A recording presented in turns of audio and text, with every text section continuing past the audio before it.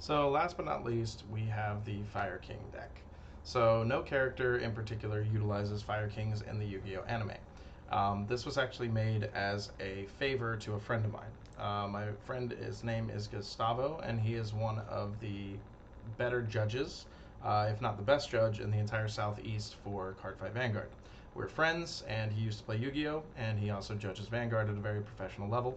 And he was actually the lead judge at TCGCon Houston, where I met Team APS and all this stuff started. As a favor to him, he asked me to make a Fire King deck, and we conceptualized the thing, and he wanted it to be kind of a spin-off of the deck that he actually plays in professional Vanguard. So if you see some effects that look extremely similar, that is why.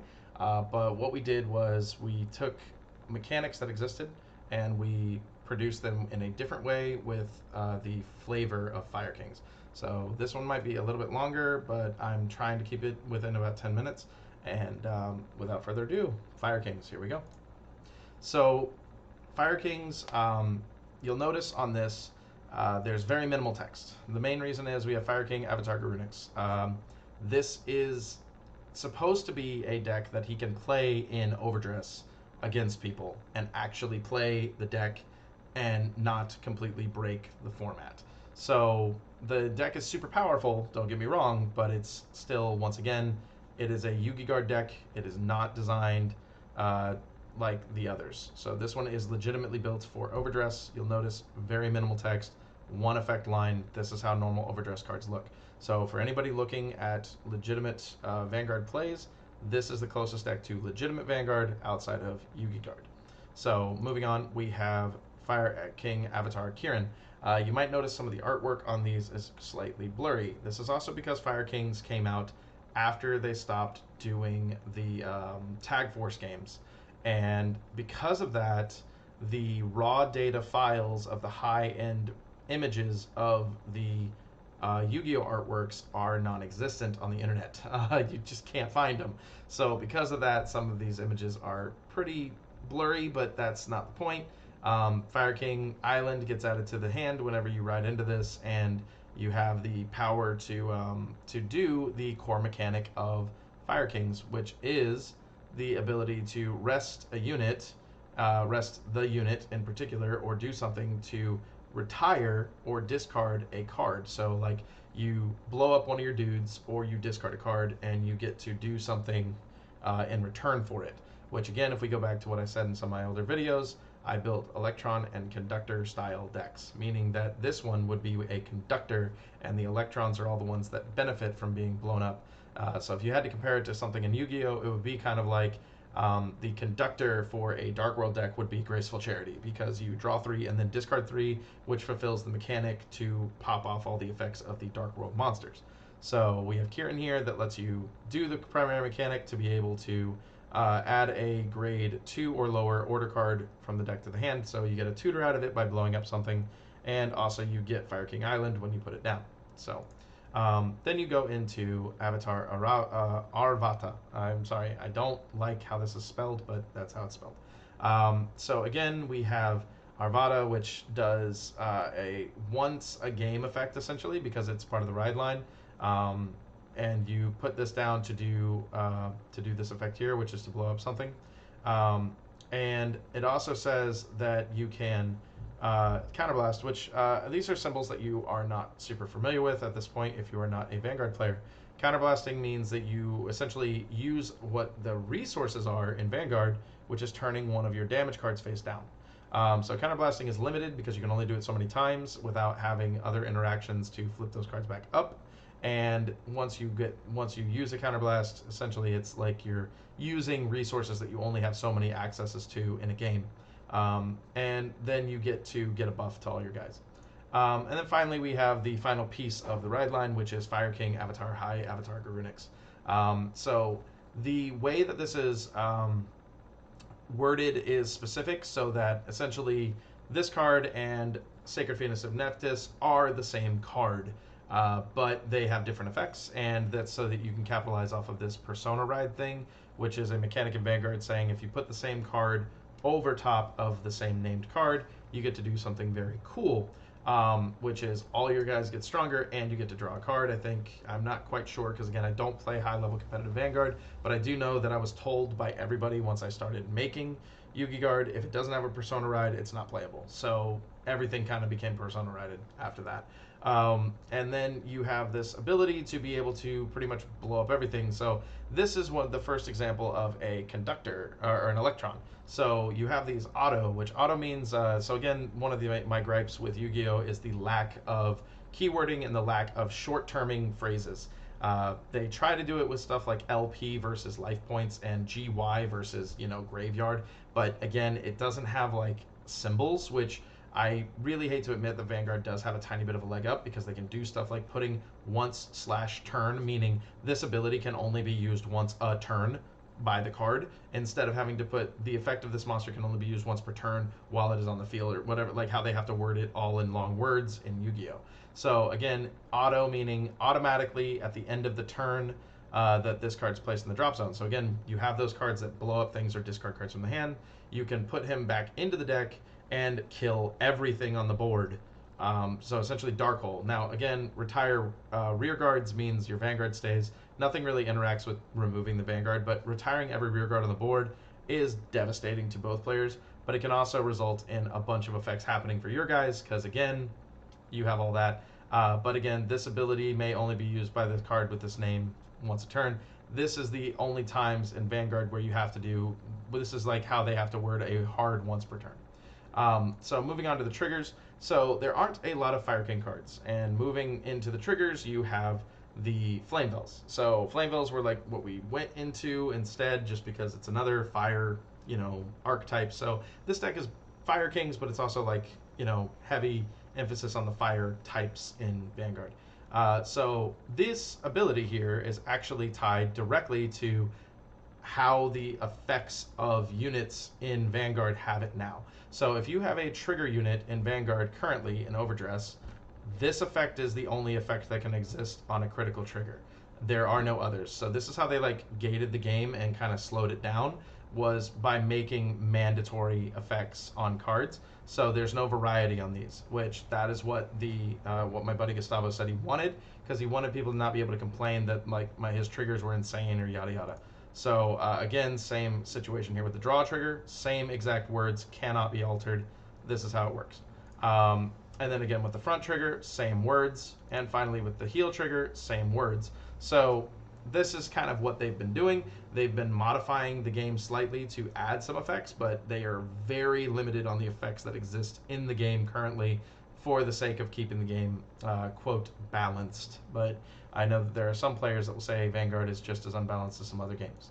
So moving into the over trigger, this card is Pyrorex, the Elemental Lord. He has a special place in my heart. I like all the Elemental Lords. I think they're really cool.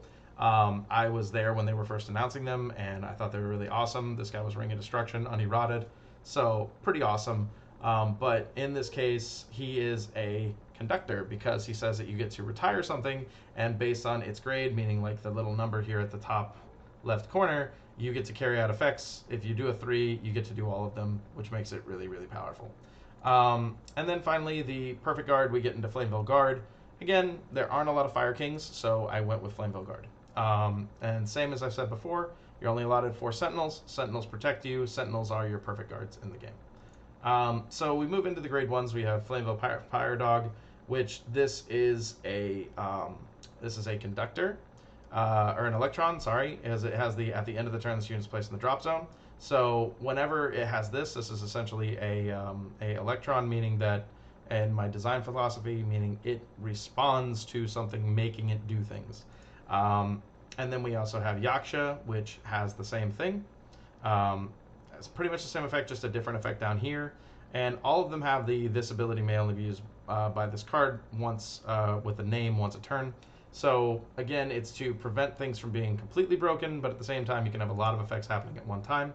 And Barong is the last of the electrons, I believe, and that is that he is able to counter charge. So I mentioned counter blasting earlier, which is you flip the cards face down. Counter charging means that you flip a card face up, so you can reuse that damage. So you can see where I'm kind of building a circle when you're playing this deck.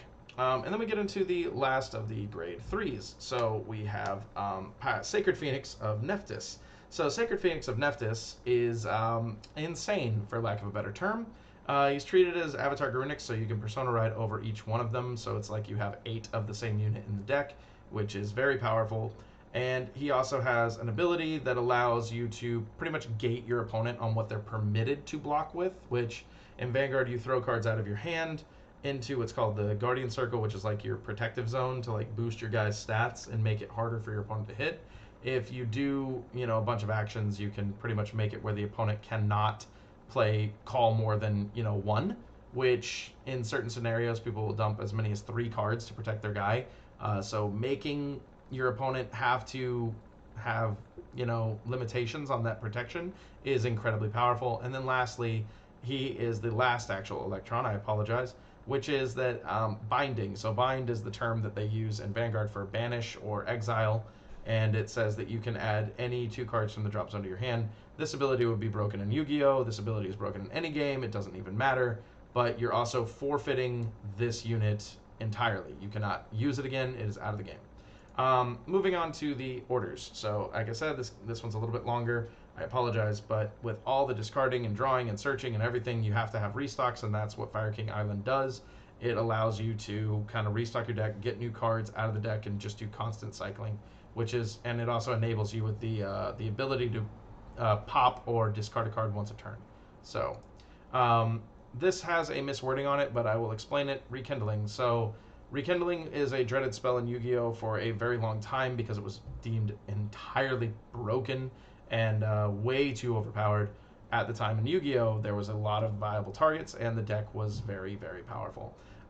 So what I did with Rekindling here is it says pretty much you blow up one of your guys on the board, and you get to bring back units from the drop zone to the board in rear guard whose total levels or total grades, which is this symbol up here, are equal to or lower than the grade of whatever you blew up. So like if you blow up a grade 3, which is those like the Sacred Phoenix here, then you can bring back 3 ones, which can completely fill up your board and let you completely redo all of your combos. And so Rekindling is just as powerful in this format, but it does require you to sacrifice things and get a setup for it to work. Circle of the Fire Kings is the grade 1 Blitz order.